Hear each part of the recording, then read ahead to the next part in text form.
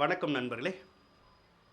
மிதுன ராசி நண்பர்களுக்கு தமிழ் புத்தாண்டான குரோதி வருஷம் பிறக்க போகுது. இந்த குரோதி வருஷத்தில் உங்களுக்கு எந்த விதமான பலன்கள் கிடைக்கும் அப்படிங்கிறத பார்க்கலாம். மிதுன ராசியில் மிருகசீரிச நட்சத்திரம், திருவாதிரை நட்சத்திரம், புனர்பூஷ நட்சத்திரம் 3 நட்சத்திரங்கள் இருக்குது.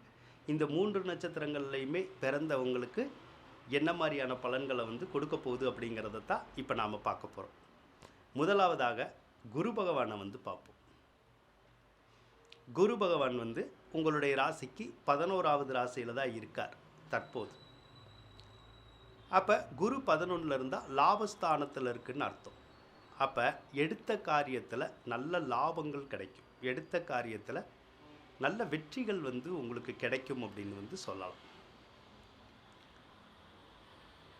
பெரியோர்களுடைய ஆசீர்வாதங்கள் உங்களுக்கு கிடைக்கும். நல்லா கோவில் சார்ந்த நன்மைகள் கிடைக்கும், பிள்ளைகள் சார்ந்த நன்மைகள் கிடைக்கும், குருமார்களால் ஆசீர்வதிக்கப்படலாம், பொருளாதாரம் சீராகும், கடன் காட்சிகள் எல்லாம் அடையும், தெய்வ துணை நமக்கு கிடைக்கும், பிறருடைய உதவிகள் கிடைக்கும். இப்படி குருனால் உங்களுக்கு சர்வ லாபமுமே கிடைக்கிற மாதிரி தான் இருக்குது. ஏற்கனவே ஒரு சிலருக்கு திருமணம் ஆகியிருந்திருக்கும், அது ஏதோ ஒரு விதத்தில் மனமுறிவு அந்த மாதிரிலாம் ஏற்பட்டிருக்கலாம். அவங்களுக்கு 2வது திருமணம் நடக்கணும்னு சொல்லி இப்போ இருக்குது.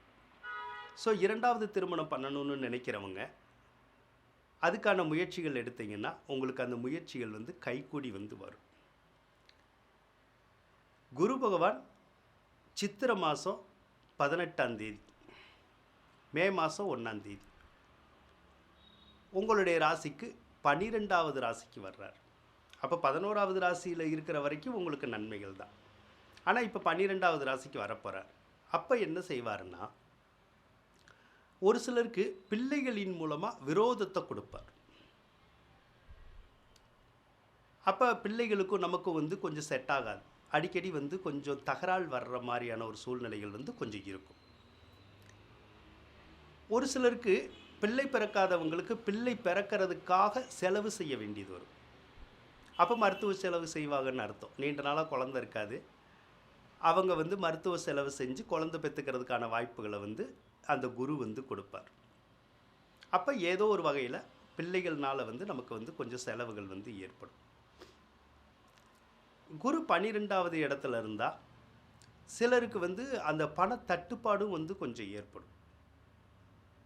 அதே மாதிரி அந்த கடன் காட்சி தொந்தரவும் கொஞ்சம் இருக்கும். இப்போ பேங்க்கில் கடன் வாங்கியிருந்திருப்போம், அந்த கடனை கட்ட சொல்லி பேங்க் நமக்கு ப்ரெஷர் கொடுக்கும். ஒரு சிலர் நகை அடமானம் வச்சுருந்துருப்பாங்க, அந்த நகைக்கு வட்டி கட்ட முடியாது, அதை திருப்ப சொல்லி அல்லது வட்டி கட்ட சொல்லி நமக்கு நோட்டீஸ் அந்த மாதிரி இது வரலாம். அதே மாதிரி ஒரு சிலருக்கு கோயில்னால செலவுகள் ஏற்படும். ஏதாவது கோயில் கட்டுறதுனாலையோ, கோயிலுக்கு தான தர்மங்கள் செய்கிறனாலையோ, அன்பளிப்புகள் கொடுக்குறனாலையோ கொஞ்சம் செலவுகள் வரும். ஆபரணத்துறையில் கொஞ்சம் செலவுகள் வரும். ஆபரணங்கள் கொஞ்சம் சேதாரமாகும். ஒரு சிலர் ஆபரணத்தை கொண்டு போய் அடகு வைக்கிற மாதிரியான ஒரு சூழ்நிலைகள் ஒரு சிலருக்கு வரும். குரு 12ல் இருக்கிறது குருமார்கள் அப்படின்னு நம்ம சொல்கிறோம்ல. அதாவது இப்போது ஒரு கோவில் குளத்தில் இருக்கவங்க, பெரிய மகான்கள் அப்படின்னு சொல்கிறோம்ல, அவங்க மூலமாக கூட நமக்கு கொஞ்சம் செலவுகள் வர்றதுக்கான வாய்ப்புகள் இருக்கும். ஒரு சிலருக்கு மட்டும் கோர்ட்டுனால விரயம் அப்படின்னு வரும். கோர்ட்டுனால விரயம்னா ஏதாவது வக்கீல் நோட்டீஸ் நமக்கு வர்றது, நாம் போய் அடுத்தவங்க மேலே கேஸ் போடுறது, அல்லது அடுத்தவங்க நம்ம மேலே கேஸ் போடுறது, இதனால செலவுகள் அப்படின்னு சொல்கிறோம்ல, அந்த மாதிரியான செலவுகளும் ஒரு சிலருக்கு ஏற்படுறதுக்கான சந்தர்ப்பம் இருக்குது அப்படின்னு நம்ம சொல்லலாம். அதே மாதிரி குரு பகவான் உங்களுடைய ராசிக்கு 7ஆம் அதிபதியாக வருவார். அப்போ உங்களுடைய கணவன் மனைவியினாலேயும் கொஞ்சம் விரைய செலவுகள் ஏற்படும். அவரே தான் உங்களுக்கு 10ஆம் அதிபதி, தொழில் ஸ்தானாதிபதியாக வருவார். அப்போ 10ஆம் அதிபதி 12ல் வர்ற போது இந்த குரோதி ஆண்டில் வேலை பார்க்குறவங்களுக்கு வேலையில் மாற்றங்கள் ஏற்படுறதுக்கான வாய்ப்புகள் வரும். அதாவது ஒரு சிலருக்கு வேலை இழப்பு ஏற்படும். ஆனால் வேலை இழப்பு ஏற்பட்டாலும் மறுபடியும் வேலை கிடைக்கிறதுக்கான சந்தர்ப்பம் இந்த ஆண்டில் உங்களுக்கு கிடைக்கும். இதை தான் இந்த ஆண்டில் குரு பகவான் உங்களுக்கு கொடுப்பார். அடுத்து சனி பகவானை பொறுத்தளவுக்கு உங்களுக்கு பாகிஸ்தானத்தில் தான் இருக்கார், 9வது இடத்துல தான் இருக்கார்.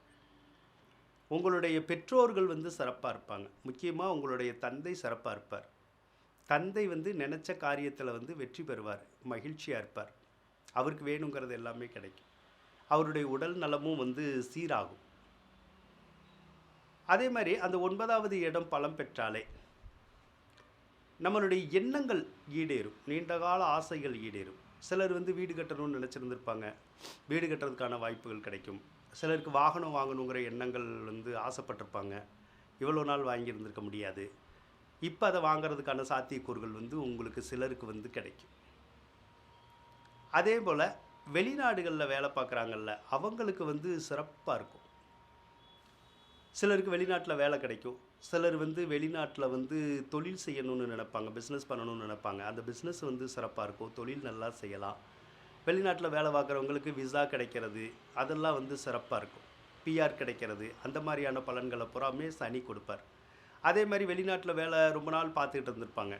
அவங்க வந்து சரி நம்மளுடைய பூர்வீகத்துக்கே நம்ம போயிடலாம், நம்மளுடைய தாய் நாட்டுக்கே நம்ம போயிடலாம் அப்படின்னுலாம் ஒரு சிலர் நினைப்பாங்க. அப்படி நினச்சா நம்மளுடைய பூர்வீகத்துக்கே வர்றதுக்கான வாய்ப்புகளையும் அந்த சனி பகவான் வந்து கொடுப்பார்.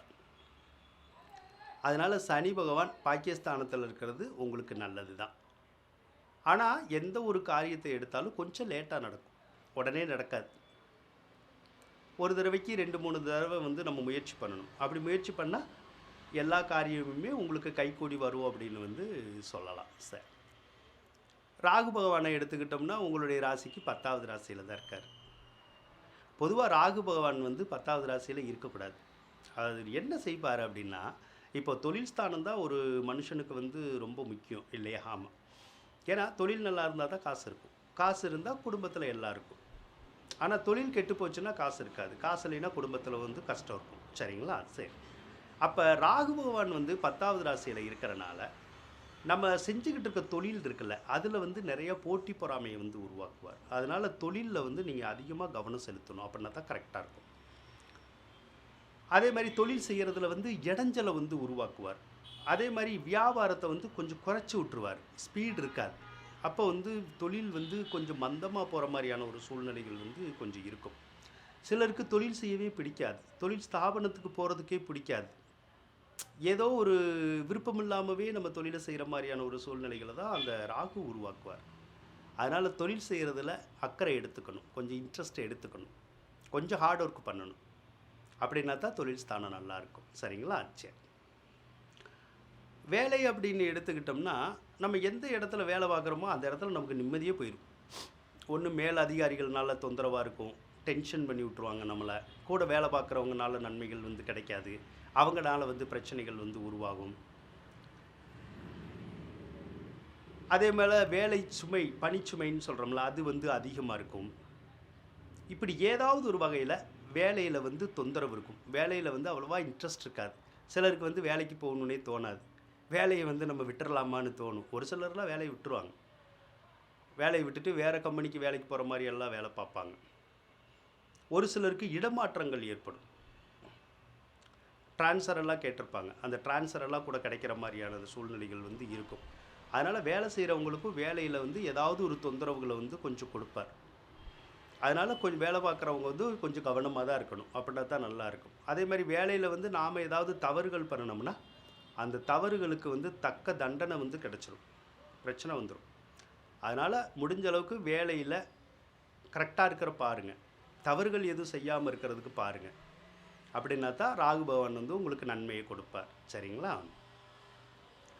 கேதுவை பொறுத்தளவுக்கு 4வது ராசியில் தான் இருக்கார். பொதுவாக கேது வந்து 4வது ராசியில் இருக்கக்கூடாது. 4வது ராசியில் இருந்தால் வண்டி வாகனத்தின் மூலமாக பிரச்சனை பண்ணுவார். அப்போ வண்டி வாகனங்கள்னால விரயம் வரும், வண்டி வாகனங்கள்னால சேதாரங்கள் ஏற்படுறதுக்கான வாய்ப்புகள் வரும். ஒரு சிலருக்கு விபத்துகள் கூட ஏற்படலாம், அந்த மாதிரி செஞ்சிடும். அதே மாதிரி சொத்தில் வந்து பராமரிப்பு செலவுகளை வந்து ஏற்படுத்தி விட்டுருவார். ஒரு சில சொத்தை வந்து நம்ம விற்கணும்னு நினச்சோம்னா விற்க விட மாட்டார், அதில் வந்து தடங்கல் பண்ணும் அந்த கேது பகவான். ஒரு சிலருக்கு சொத்தில் வந்து பராமரிப்பு செலவுகள் அப்படின்னு சொல்கிறோம்ல, அந்த பராமரிப்பு செலவுகளை கொடுக்கும். ஒரு சிலர் எப்பயோ ஒரு வீடு வாங்கி இருந்திருப்பாங்க, அந்த வீட்டில் வந்து பார்த்திங்கன்னா இப்போ பிரச்சனை வரும். அந்த மாதிரி தொந்தரவுகள் வந்து வர்றதுக்கான வாய்ப்புகள் வந்து கொஞ்சம் இருக்கும். அதனால் கேது வந்து நமக்கு வந்து ஒரு நார்மலான பலனை தான் கொடுப்பார். ரொம்ப நல்ல பலனை வந்து நம்ம எதிர்பார்க்கறதுக்கான வாய்ப்புகள் வந்து கொஞ்சம் இருக்காது. சரி. மற்ற கிரக நிலைகளை எடுக்கிற போது இந்த குரோதி ஆண்டில் வந்து ஓரளவுக்கு நல்லா தான் இருக்கும் எல்லா கிரகங்களுமே. அதனால் இந்த குரோதி ஆண்டை பொறுத்தளவு மிகப்பெரிய பாதிப்புகள் அப்படின்னு சொல்லி ஒன்றும் வர்றதுக்கான சந்தர்ப்பங்கள் வந்து உங்களுக்கு கிடைக்காது இல்லை. அப்போ ஓரளவு நல்லா இருக்கும் அப்படிங்கிற மாதிரி தான் வந்து இருக்கு. அதனால் நம்ம ஒன்றும் கவலைப்படணுங்கிற ஒரு அவசியம் வந்து கிடையாது. சரிங்களா? சரி. அதே மாதிரி இந்த குரோதி ஆண்டில் நமக்கு நன்மைகள் ஏற்படணும்னா என்ன மாதிரியான பரிகாரங்கள் செய்யணும்னா, தினமும் காலையில் வந்து ஆஞ்சநேயரை வந்து வழிபடலாம். ஆஞ்சநேயரை வழிபட்டோம்னா உங்களுக்கு நல்லா இருக்கும். அதே மாதிரி மாசத்துல ஒரு நாள் தேய்பிறை அஷ்டமி தேதி வருதுல்ல, அதில் வந்து பைரவருக்கு வந்து மிளகுல வந்து விளக்கு போடுறோம்ல, அது நல்லாயிருக்கும். 27 மிளகை வந்து ஒரு கருப்பு துணியில் கட்டி அந்த மூட்டையை வந்து நல்லெண்ணெய் விளக்கில் வச்சு, அதாவது கார்த்திகை சுட்டின்னு சொல்கிறோம்ல, அதில் வச்சு நல்லெண்ணெய் விட்டு அதிலேயே வந்து பொருத்தி விட்டுறணும்.